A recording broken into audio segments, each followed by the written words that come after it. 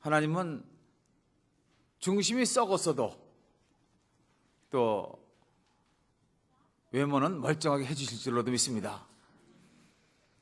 오늘 말씀 제목은 건져주시는 은혜입니다. 제가 오늘 여기에 나오는 광고 내용을 보면서 참 제 마음에 감사한 것이 하나가 있는데, 오늘 광고 내용 일부 중에서 보면 제가 정말 평소에 사모하고 신앙생활을 제가 이것 때문에 시작을 했었는데 이거를 아직 이루지 못했고, 그런 것이 한 군데가 있습니다. 뭐냐 그러면 여기에 보게 되면 뭐가 있어요? 손에서 불이 나옵니다. 그래서 저도 예수 믿으면 손에서 불이 나오는 줄로 알았어요. 그래서 불을 내려주실 것으로 믿고, 그리고 열심히 기도했는데 불커녕 연기도 안 나오더라고요. 그것뿐만 아니라 이제는 속도 다 썩어갖고 못 쓰게 돼 있지만, 불 겉에보다도 더 중요한 것은 하나님이 오늘 이 자리에 세워주셨다는 것입니다.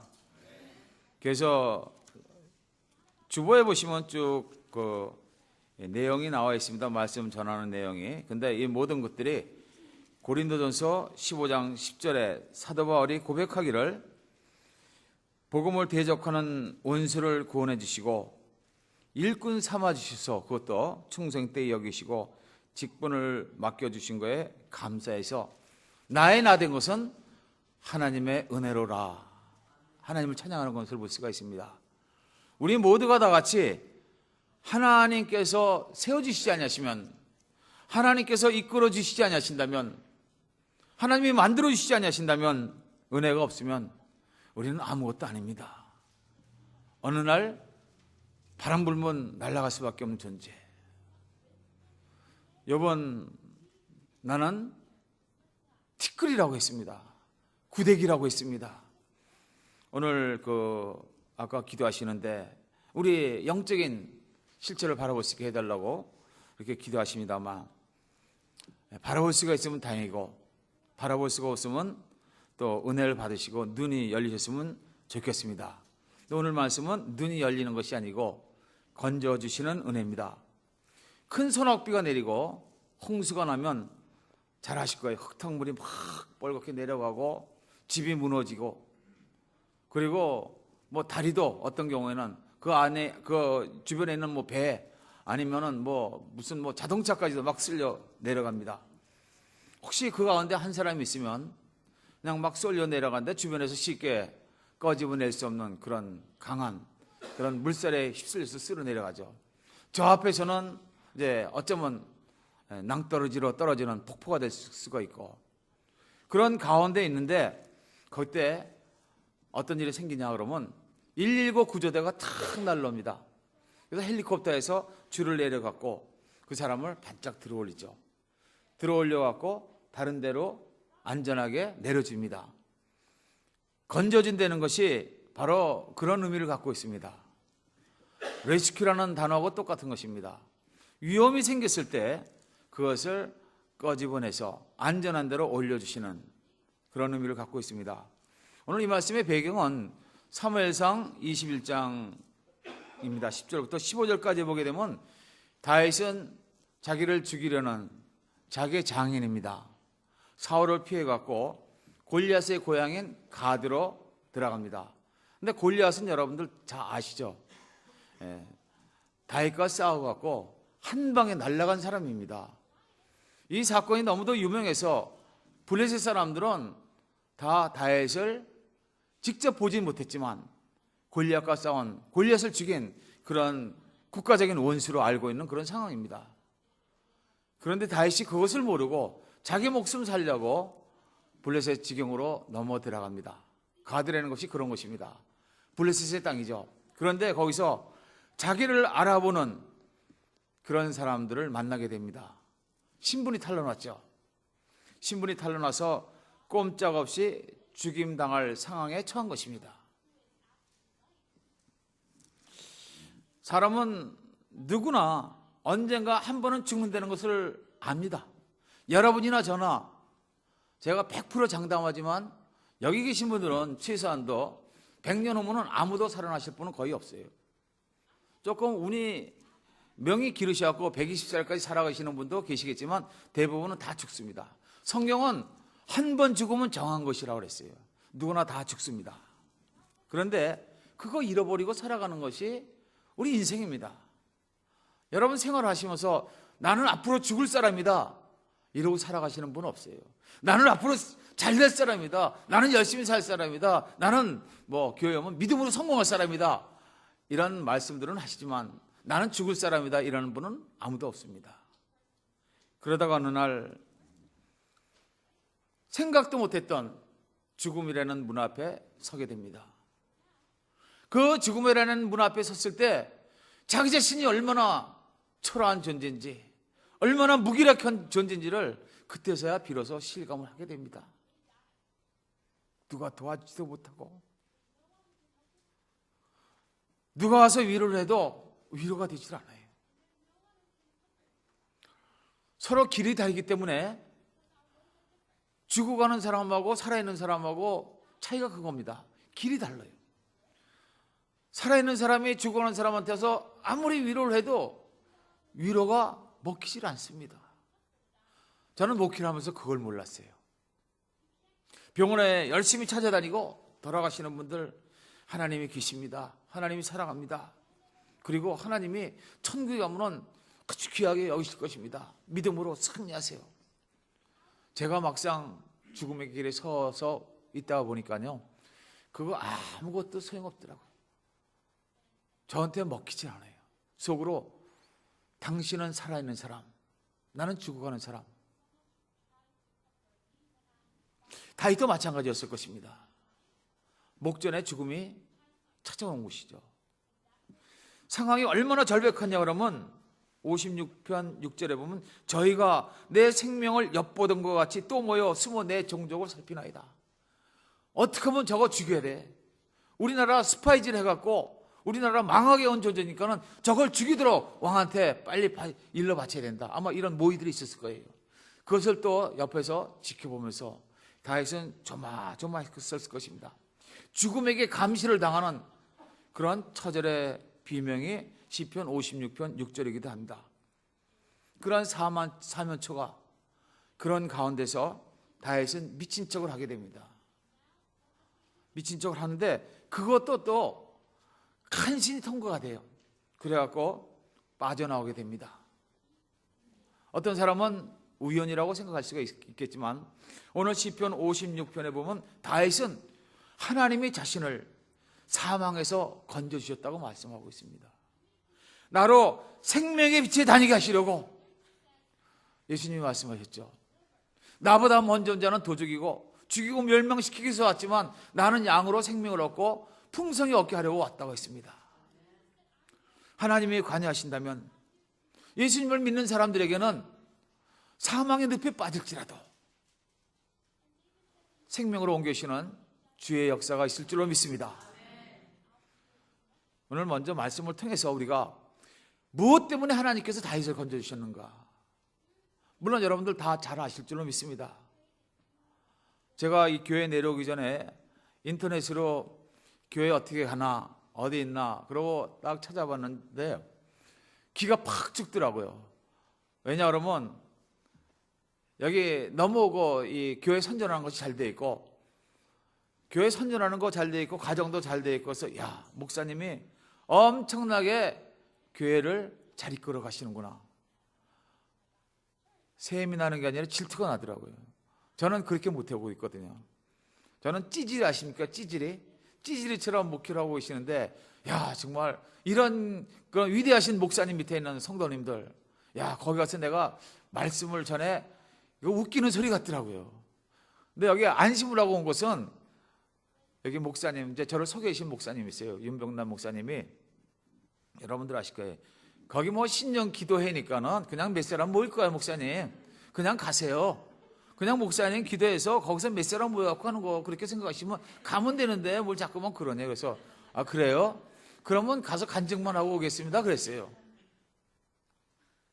근데 간증이 아니고 여기 보니까 성회예요, 성회. 성회모는 저는 잘못 왔습니다. 근데 그런 실수를 통해서도 하나님은 역사를 해 주실 줄로 믿습니다.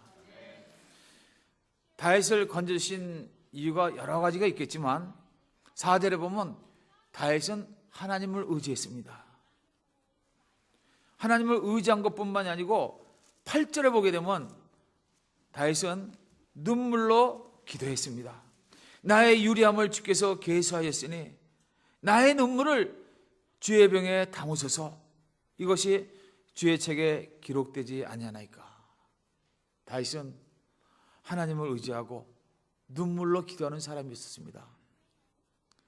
다른 말로 한다면 믿음의 사람입니다. 믿음의 사람이라는 것은 하나님을 의지하는 것입니다.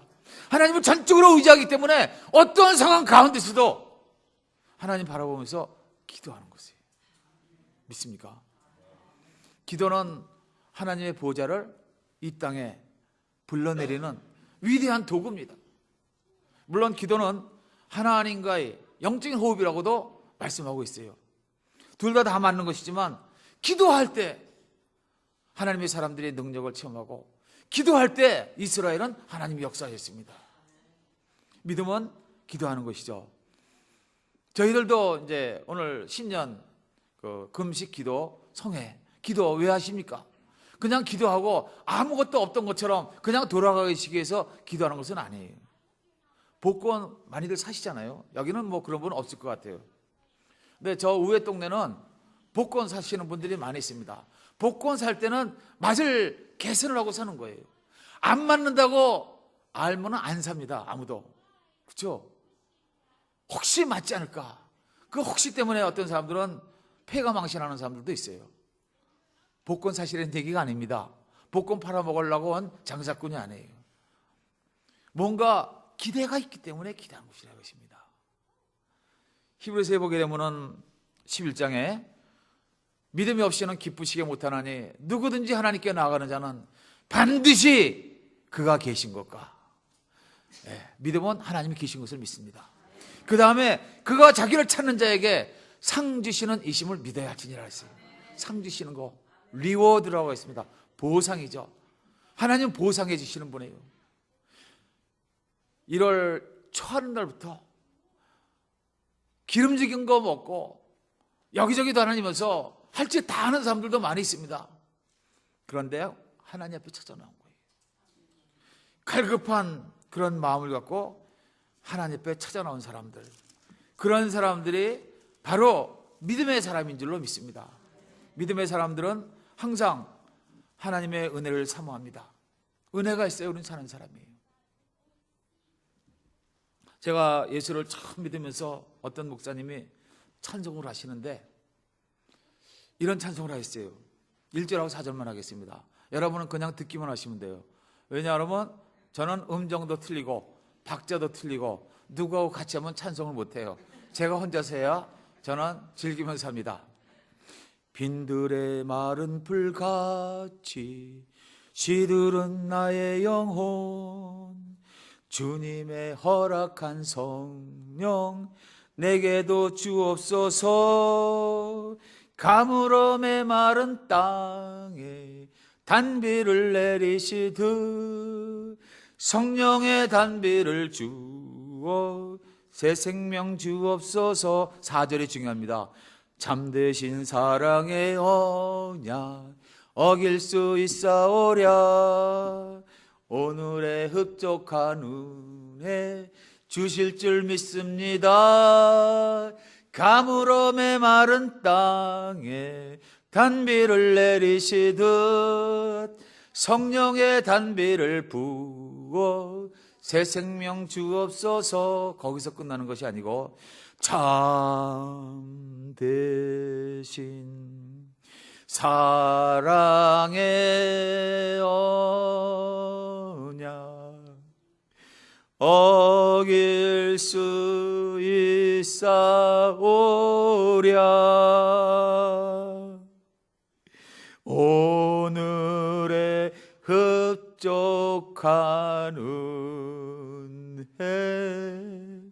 주실 줄 믿습니다. 막 목사님이 이렇게 찬송을 하시는데요, 하늘에서 막 비가 내리는 것 같아요. 얼마나 감격을 했는지, 나는 앞으로 평생 이런 찬양만 하겠습니다, 하나님 앞에 서원했어요. 그랬더니 하나님이 목사를 만들어 주세요. 쉬지 않고 저는 이 찬송 부릅니다. 은혜가 필요할 때, 심령이 메말랐을 때 참되신 사랑의 언약 어길 수 있사오랴. 오늘의 흡족한 은혜 주실 줄 믿습니다. 하늘에서 은혜가 내려오는 그런 은혜가 여러분들에게 있게 되시기를 제 이름으로 축원합니다. 기도가 은혜를 사모하는 겁니다. 어린 자식의 눈물에 부모가 손을 듭니다. 어린 자식이 울면 부모가 못 들은 척하고 가지 않습니다. 사랑하는 아내, 그 아내의 애틋한 눈물에 남편이 또 항복도 합니다. 그런 것이 우리 인간 세상 살아가는 거예요. 그런 것이 우리가 살아가면서 정의나 사랑이나 이런 것이라고 말하고 있습니다. 근데 하나님과 성도 간에는 바로 그런 사랑이 있습니다. 성도의 진정한 눈물, 어떤 눈물이요? 진정한 눈물. 어떤 눈물이라고요? 진정한 눈물입니다. 마음속 가장 깊은 곳에서 흘러나온 눈물, 그 눈물에는 하나님이 감동하시고, 오늘 제목 뭐죠? 건져주시는 은혜. 건져주시는 은혜를 베풀어 주실 줄로 믿습니다. 다윗이 나의 눈물을 주의 병에 담으소서. 얼마나 절박하고 얼마나 간절하다면 자기의 눈물을 병에 담아주시길 원하는 거예요. 그런 절박한 사정 속에 들어가 보지 않은 사람은 모릅니다. 어떤 분이 그런 말씀 하시더라고요. 짜장면 먹어봐야 맛을 알지. 눈물도 정말 절박한 상황 속에서 흘려보신 분들은 그 절박함의 그 애틋함을 알고 있어요. 그런데 하나님이 그런 애틋한 눈물을 어떻게 하신다고 했어요? 보시고 계시다는 거예요. 담아주시겠다는 것입니다. 하나님은 건져주시는 분입니다. 믿습니까? 시편 91편 15절에 보면 저가 내게 간구하리니 기도하리니입니다. 내가 응답하리라.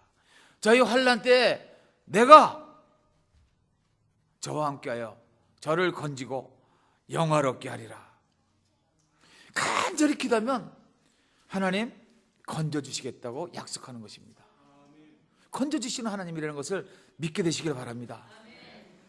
2012년입니다. 2012년 11월에 제가 병원을 갔습니다. 사실 우리 목사님 보험 계시나 모르겠습니다만, 저는 조그만 교회이기 때문에 교회에다가 보험 달라는 생각도 할 수가 없고, 처음에 시작해서 또 성도들이 좀 많이 이렇게 늘어가도 어쩌면 저하고 똑같이 가난한 성도들만 오세요. 그러니까는 아프면 혼자서 나이를 먹어서 이러는가 보다, 이제 쓸모가 없어지니까 이러는가 보다, 그러면서 이를 억수로 깨물고 참았습니다. 근데 어느 때부턴가 화장실을 다람쥐 풀방울이 드나들듯 왔다 갔다 하더라고요. 저는 그렇게 생각을 했습니다. 나이가 들면 화장실 많이 다니신다더니 이제 저는 은퇴할 때가 좀 되는 모양이구나. 이것이 한 5, 6년 전에 이런 일이 생겼습니다. 그래서 한 40분, 1시간이면 화장실에 한 번씩 꼭 갔어야 됐어요. 그거를 당연한 걸로 여기면서 5년을 지나갔습니다. 그런데 2012년 11월 달에 이상한 일이 생기기 시작을 했어요. 소변에서 피가 조금 나오더니 좀 붉어지나 싶더니 완전히 시뻘겋게 나오더라고요. 속으로 겁이 덜컥 났습니다. 그래서 얼른, 제가 좀 똑똑하게 생겼잖아요, 그죠? 제가 그렇게 안 빕니까? 제가 상당히 똑똑하게 생겼다고 저는 생각하는데, 얼른 인터넷을 딱 두들겨 봤어요. 소변에서 피가 나는 이유. 그랬더니 신장, 아니면 전립선, 아니면 something 이러고 나오더라고요. 그런데 제가 다른 거는 별로 이유가 없는데 좀 많이 피곤해요. 5년 전부터 피곤했는데 나이를 먹으니까 그런지 알고 중간에 들어가서 한 1시간, 2시간 이제 우리 집사람 얘기에 의하면 자빠져 자는 그런 못된 습관을 했습니다. 그리고 화장실 자주 가고 그거 외에는 다른 게 없어요. 그런데 가만히 생각해 보니까는 신장 같으면 문제가 좀 커지잖아요. 제가 그 신장이 나쁘신 분들 그 이제 피 투석해 있어야 되지 않습니까? 그분을 3년 동안을 제가 병원에 모시고 다녔어요. 여기 목사님도 마찬가지겠지만 병원에 다닐 뿐이 없으면 이제 목사가 천상 십자가를 져야 됩니다. 가서 보니까는 아무도 없고 그래서 이제 제가 운전하고 모시고 왔다 갔다 참 너무 고생하시더라고요. 3년 동안을 모시고 다녔는데 갔다가 5시간, 6시간 있다 나왔을 땐 탁 지쳐고 나왔고 말도 하시기 싫다고 그래요. 아, 그렇게 힘이 든 거구나. 전 겪어보질 않았으니까 모르죠. 그러고 3년간을 제가 모시고 다닌 적이 있었는데 신장이 나쁘면 이것이 나도 똑같이 그렇게 돼가는 거 아닌가. 머리가 너무 좋은 게 참 문제예요. 머리가 좋으면 앞질러서 생각을 합니다. 그래서 아무래도 이상하다 그래갖고 이제 병원을 갔죠. 제가 병원에 가기 전에 저희 교회 성도님들한테 이런 말을 많이 했습니다. 여러분, 병원에 가게 되면은 처음에는 간단하게 종합검사 같은 정도 하는 정도로 가지만 그 중에는 어떤 분이 의사가 고개를 갸우뚱하고 이거 한번 검사해 보셔야 되겠는데요, 저거 한번 검사해 보셔야 되겠는데요, 이거 한번 검사해 보시오. 그리고 뺑뺑뺑뺑 돌리고 그리고 나중에 바이옵시 한번 해보자 그러고 CT 찍어보라 그러고 그러고는 여러분들한테 사형 선고 내릴 때가 있습니다. 그때가 바로 여러분들에게 암이라는 그런 사형 선고가 들리는 시간입니다. 우리 언제 그런 일 당할지 몰라요. 그러니까는 병원에 자주 안 가시는 것이 좋습니다. 왜냐하면 갔다가 재수 없으면 그 소리 들을 테니까 병원에 가시지 말라고 했어요. 저는 몇 년 동안 병원 안 가도 괜찮으니까는. 그런데 제가 병원을 갔습니다. 병원을 갔는데 처음에 진찰을 하게 되면 키재죠. 몸무게재입니다. 그리고 이제 혈압재고. 근데 혈압이 118, 78, 67. 옆에서 그거 재던 간호원이 So good? 그래요. 그래서 Yeah, should be. 제가 딱 그랬거든요. 근데 잠시 후에 의사 선생님이 이렇게 나오더니 뭘 또 검사하고 그러더니 뭐 또 어떻게 검사하고 밑에 한번 벗어보라고 그러고, 야, 의사한테 나이 먹었는데 그 밑에 딱 벗는 게 참 수치스럽더라고요. 그러고 벗어보고 또 어쩌고 그러더니 한 일주일에 또 오래요. 그래서 일주일 있다가 제가 거기를 또 갔습니다. 그랬더니 의사 선생님 말씀이 뭐라고 얘기하냐면 바이옵시를 한번 해봐야 되겠대요. 그래서 하라고. 전 뭐 문제가 없는데 내가 왜 바이옵시를 했냐 그랬더니 그냥 조직 검사 하나 하는 거래요. 그래서 이제 조직 검사를 했죠. 그랬더니 의사 선생님이 오라고 그래요. 그러더니 고개를 갸우뚱하더니 뭐 가서 CT를 한번 또 찍어보랍니다. 근데 그 순간에 마음속으로 덜컹하는 것이 있어요. 뭐가 잘못됐구나.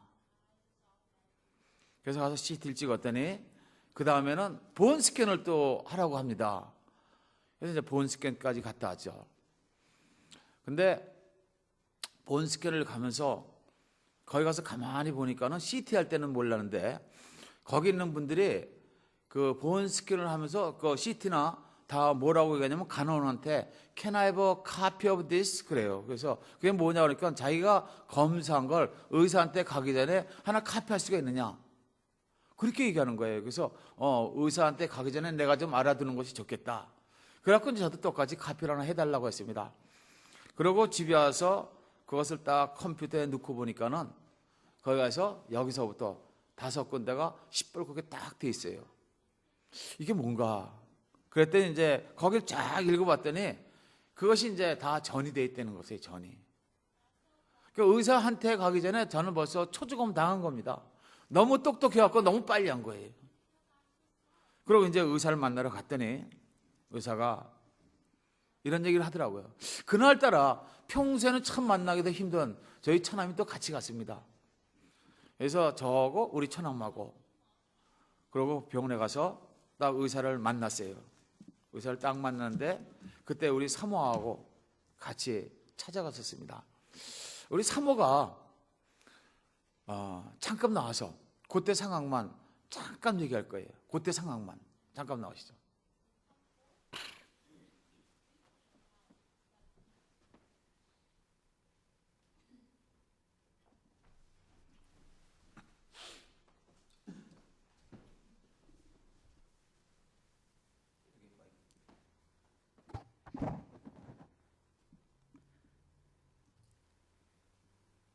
이제 병원에를 같이 갔는데 의사 선생님이 이제 말씀을 하는데 너무 다 퍼졌기 때문에 어떻게 할 수 없다고 그러면서 왜 이렇게 늦게 왔냐 그러는 거예요. 그 말을 하는데 그냥 내가 너무 기가 딱 막힌 거야. 아니 그래도 이렇게 갑자기 이럴 수가 있나 하면서 너무 다 온몸이 퍼졌기 때문에 길어야 6개월 아니면 3개월 이런 말을 딱 의사 선생님이 하는데 그냥 그 의사 선생님 앞에서 평소에 알고 있었던 많은 사람이 죽음을 내가 보면서도 참 담대하고 나도 이것도 언제든지 내 생각에 이게 있을 때 나도 초연할 수 있겠다 생각했는데 의사 선생님이 그 말인데 그냥 눈물이 나오는 거예요. 아니 이건 아니지. 근데 내가 울면서 또 하나의 내가 있잖아요. 이건 아니지 믿음의 사람이. 그러면서 내가 딱 화장실로 갔는데 성령께서 이제 제 마음에 그 말씀을 해주시는 거예요. 마태복음 7장 21절에서 26절 말씀이 생각나게 하면서 우리가 그 믿음을 반석 위에 지은 사람은 지혜로운 사람이고 모래 위에 믿음의 집을 지은 사람은 어리석은 사람이다 하면서 우리 삶 속에 비가 오고 창수가 나고 바람이 부는데 이때 정말 내가 믿음이 있다면은 이걸 믿음으로 받아들여야지 이건 내가 울 일이 아니지 않냐? 나한테 이 얘기를 하면서 이제 마음을 추스리면서 그 얘기를 듣고 문득 내가 이게 우리가 눈물을 흘리는데 눈물의 색깔이 있잖아요. 슬퍼서 온다든지 아니면 기뻐서 온다든지 아니면 억울해서 온다든지 눈물의 색깔을 내가 그 순간에 분석을 하니까 목사님은 가면은 천국 가는데 자기는 너무 좋은데 내가 혼자 있기 때문에 우는 거 아닌가? 이러면서 내 마음을 또 바꾸면서 이것은 믿음의 사람이 아니다. 내가 이제까지 또 37살에 예수님을 믿고 25년을 왔는데 그동안에 하나님의 믿음의 역사를 많이 경험하게 해줬는데 그럼 내가 어떤데 믿음의 집을 세웠나 생각하면서 마음을 추스리면서 그 얘기를 듣고 이제 집으로 왔습니다. 오는데 아침에 일찍 가기 때문에 우리가 식사를 하고 가지 않았거든요. 식당에 갔어요. 갔는데 우리 영혼이 상하면은 하나님의 말씀을 못 먹듯이 우리 심령이 상하면은 밥을 못 먹잖아요. 그런데 마음을 바꿔주셔가지고 식당에 가서 밥을 먹는데 밥이 너무 맛있는 거야. 내가 한 그릇을 다 먹으니까 같이 간 사람도 다 한 그릇씩 먹는 거야. 먹고 와서 배가 부르니까 또 감사한 마음이 또 생기더라고요.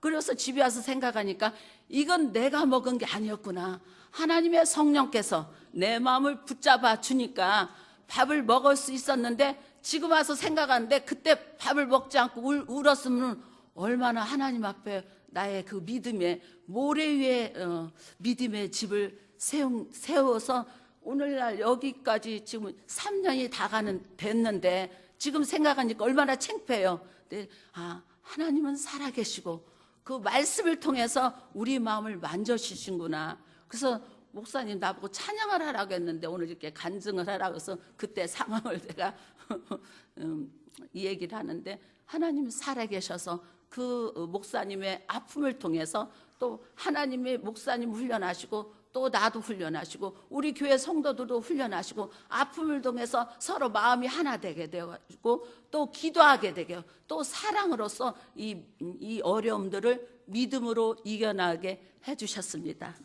하나님께 감사드립니다.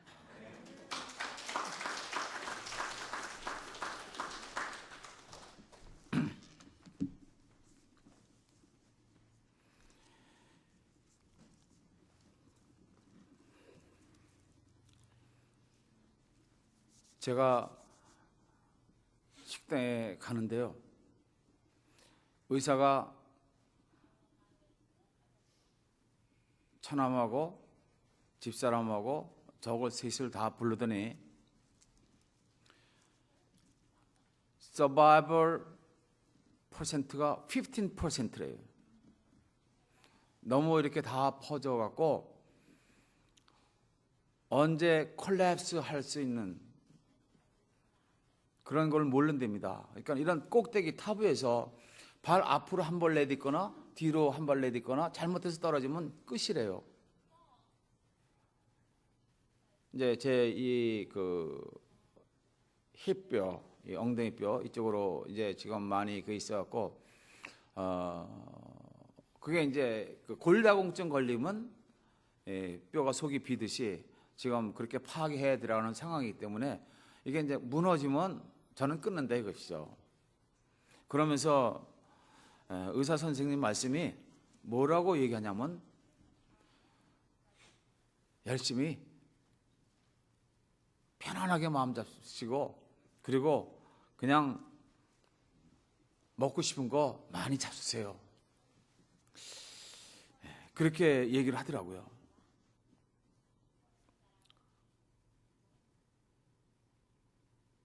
근데 뭐 암 걸려보신 분 아시겠지만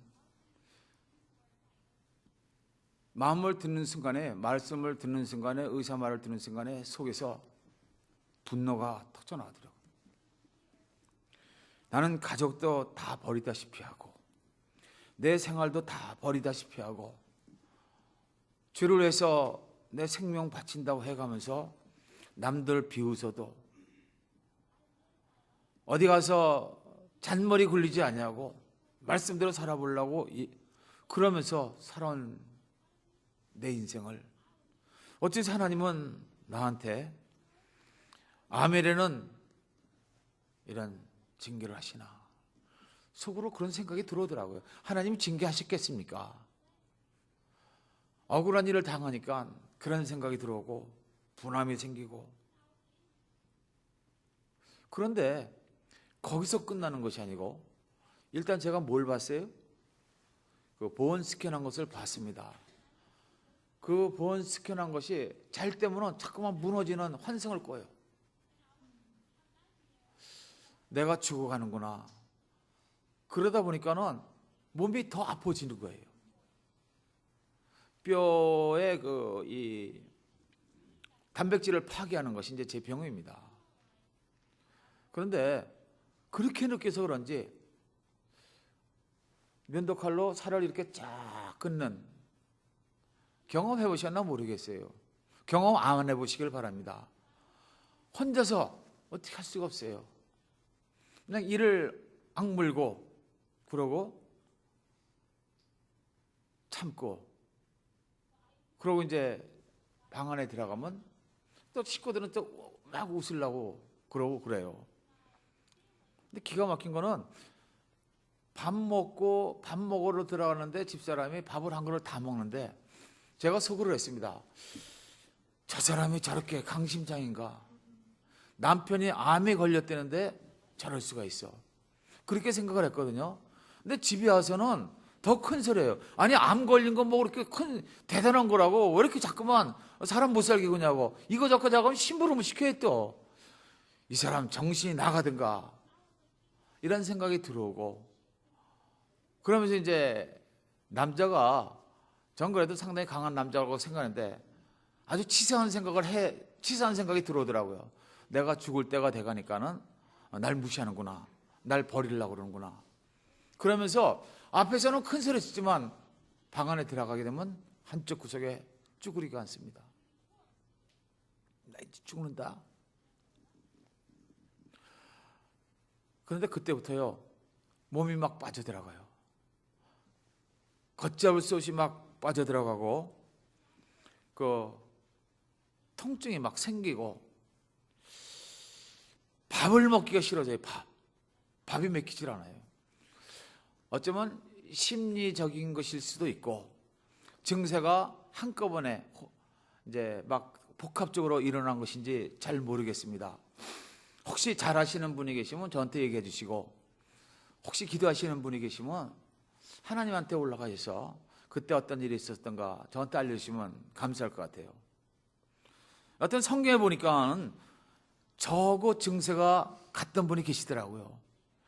욥기 33장 19절부터 22절까지 보게 되면, 혹시는 사람이 병상의 고통과 뼈의 눌쑤심의 징계를 받나니 그의 마음은 식물을 싫어하고 그의 혀는 별미를 싫어하고 그의 살은 파리하여 보이지 아니하고 보이지 않던 뼈가 드러나서 그의 혼이 구덩이에 그의 생명이 멸하는 자에게 가까워지느니라. 성경 읽어보니까 제 얘기예요.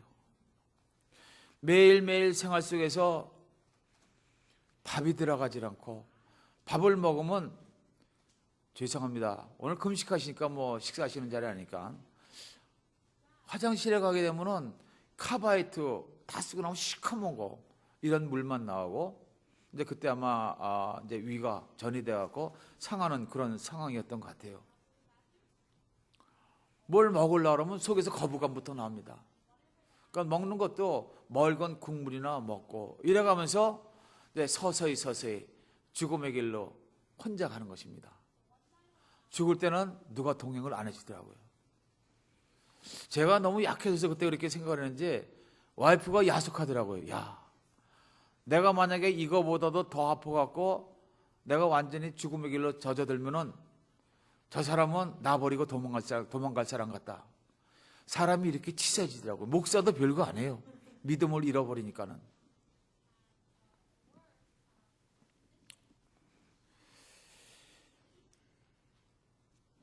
점점 매일같이 이제 몸이 말라져 가고 힘들어져 가고 그러면서 제가 몇 시까지 해야 되죠? 끝날 때 되죠? 네. 그냥 오늘은 끝까지 하지 않고 중간에서 끊도록 하겠습니다. 원래 1시간 하면은 그냥 끝내야 되는데 제가 조금 시간을 넘긴 것 같아요. 그냥 끝내는 게 낫겠죠? 네, 끝까지 하면 아직도 한참 남았어요. 한참 남았으니까는 정월 초하는 날부터 괜히 여러분들 제가 힘들게 하실 필요는 없고, 여하튼 잠깐 그때의 상황이 서로 식구들끼리 마주치면 웃는데 딸은 딸대로 이쪽 방에서 혼자서 울고 있고, 와이프는 와이프대로 방에서 울고 있고, 전 또 그걸 보면서 괜히 눈물이 나와요. 괜히 지금 죽는 것도 아닌데 죽어간다고 생각하니까 눈물이 나오고, 제가 이 심리학을 공부를 하면서 그 암 걸려 죽는 사람 공부 많이 했거든요. 그런 걸 알고 이렇게 되면 안 된다고 생각하는데 생각이 나를 먼저 죽음으로 이끌고 가더라고. 난 죽는 사람이야. 난 죽어야 될 사람이야. 그러고 현실이 먹지 못하죠. 말라가죠. 그러니까 매일 빠져들어가는 거예요. 그래서 맨날 하는 일이 일어나면은 먼저 가서 목욕탕 가서 몸무게 재보고 또 빠졌구나. 또 빠졌구나. 그리고 며칠 있다가 허리띠 보면 또 한 칸 들어가고 또 한 칸 들어가고 막 이렇게 빠져들어가는 그런 고통을 겪었었습니다. 15%밖에 안 되는 생존 확률이지만 오늘 이 자리에 저를 세워주셨습니다. 지금 2년이 지났어요. 앞으로 얼마나 더 살지, 얼마나 더 설 수 있는지 전 모릅니다. 중요한 것은 하나님께서는 아직도 나를 붙잡고 계시다는 것. 올 수 있기 때문에 저는 왔습니다. 올 수 없으면 못 오죠. 죽으면 죽겠습니다 하고 왔어요. 오늘 말씀해 보니까는 불같은 성령, 이것을 말씀하고 계시는데 사실은 불같은 성령이 여러 가지가 있습니다. 어떤 분은 막 받아갖고 냄비처럼 금방 뜨거워지고는 조금 지나면 다 식어버리는 분들이 있어요. 제가 이제 처음에 그런 신앙을 갖고 있었습니다. 근데 그런 것이 시간이 지나가면서 그거보다는 서서히 우리 속이 타오르고 속이 완전히 성령의 불로 채워져서 어떤 상황 속에서 요동하지 않고 믿음의 길을 갈 수 있는 그런 성령의 불이 우리에게 필요한 것을 느꼈습니다.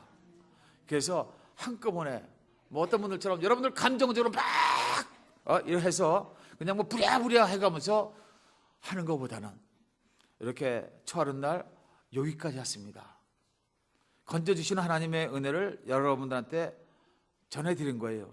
하나님이 건져주셨기 때문에 제가 여기 온 것입니다. 성경에 보게 되면 하나님은 건져주신다고 했어요. 다니엘의 친구들이 위기에 처했을 때 믿음의 고백이 다니엘 3장 17절입니다. 우리가 섬기는 우리 하나님이 우리를 극렬히 타는 풀무 가운데서 능히 건져내시겠고 왕의 손에서도 건져내시리이다.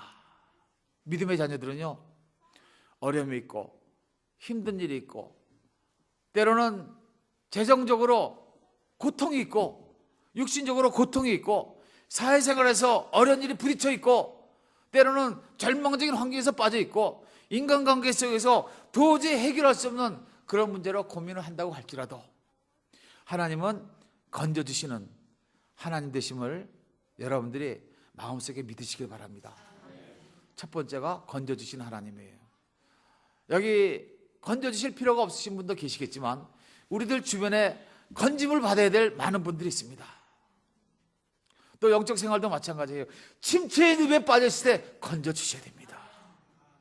그래야 마음속에 뜨거움을 안고 봉사를 할 수가 있는 것입니다.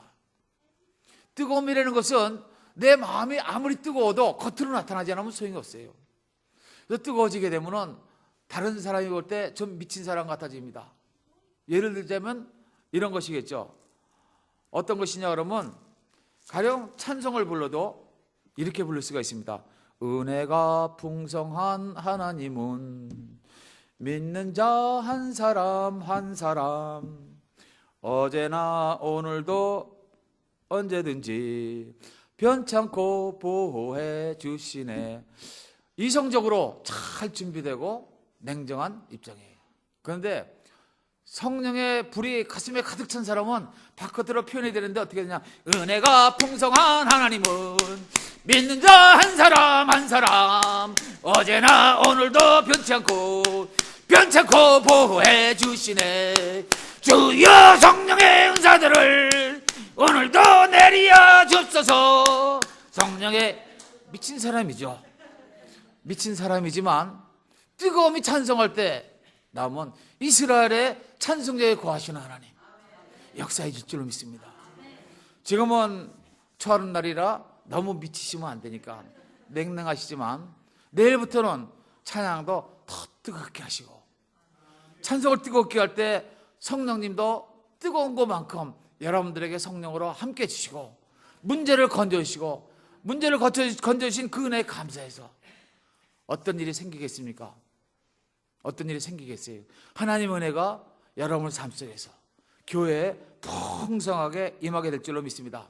한 가지만 더 말씀드릴게요. 제가 아까 기도하는데 주여 삼창하고 기도하시자 그러시더라고요. 5분만 더 해도 되겠습니까? 네.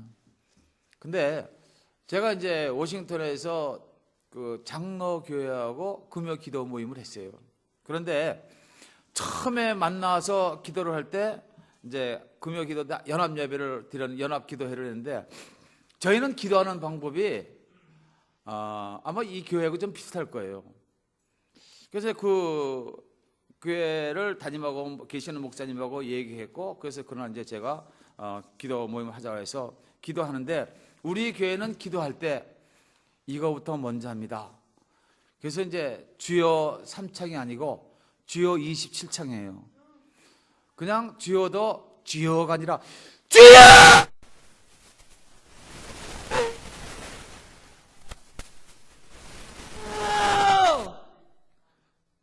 장로교 분들이 보고 눈이 이렇게 돌아가대요. 이 사람이 미친 것이 아닌가. 그러더니 그 다음번 기도 모임이 들어왔는데 우리는 광신자들이 아니더래요. 자기네들은 광신자들이 아니기 때문에 그렇게 기도하는 데는 못 가겠답니다. 성경이 뭐라고 말씀하고 있습니까? 환난 날에 너희는 나를 찾으라. 내가 너희를 건지겠고 너희가 나를 영화롭게 하리라. 너희는 내게 부르짖으라. 내가 응답하겠고 크고 비밀한 일을 보이리라고 그랬어요. 있는 힘을 다해서 부르짖을 때 나를 사랑하는 자들이 나의 사랑을 볼 것이라고 했어요. 나를 간절히 찾는 자가 나를 만날 것이라고 했습니다. 그 은혜를 받으려면 하나님 나를 건져주시려면 하나님 다 들으시지만 더 크게 하나님 내 문제 들으세요. 내 이 간택감을 들어주세요. 들어주셔야 오늘 내가 내 마음속에서 하나님의 은혜가 임할 수가 있고 다른 사람보다도 내가 건짐을 받을 수가 있겠습니다. 그러면서 부르짖는 것이 바로 주여 3장의 시작입니다. 부르짖다 보면요 체면이 사라지는 것이죠. 부르짖으면 마음속이 달라집니다. 점잖게 체면을 차리고 있을 때는 내 마음속에 뭐가 있는 거예요? 내 마음속에 마귀가 있어서 신앙생활은 점잖게 조용조용하게 하는 거예요. 알아? 그리고 기도할 때도 묵상기도 하면서 이렇게 하는 거야. 하나님은 뭐라고 말씀하십니까? 성령 충만을 받으라고 그랬어요. 성령 충만하니까는 왕인 다시 춤을 춥니다. 주의 성령이 내게 임하여 주를 찬양합니다. 왕이 이게 되는 겁니까? 왕이? 그렇잖아요. 하나님밖에 안 믿는 사람, 하나님만을 바라는 사람은 기도할 때도 달라집니다. 이 시간에 주여 3장이 아니고 27장이에요. 그래도 금식 기도하는 날이니까는 그래도 와서 기도하시면서 목이라도 좀 쉬셔야지. 목이 쉬시고 나면 하나님의 은혜는 자동적으로 임할 줄로 믿습니다. 남의 기도가 듣기 싫어질 대로 부르짖으면 남의 기도가 안 들려요. 그러니까는 주여 27장 하시고 그리고 우리의 어려운 문제를 건져 주시옵소서.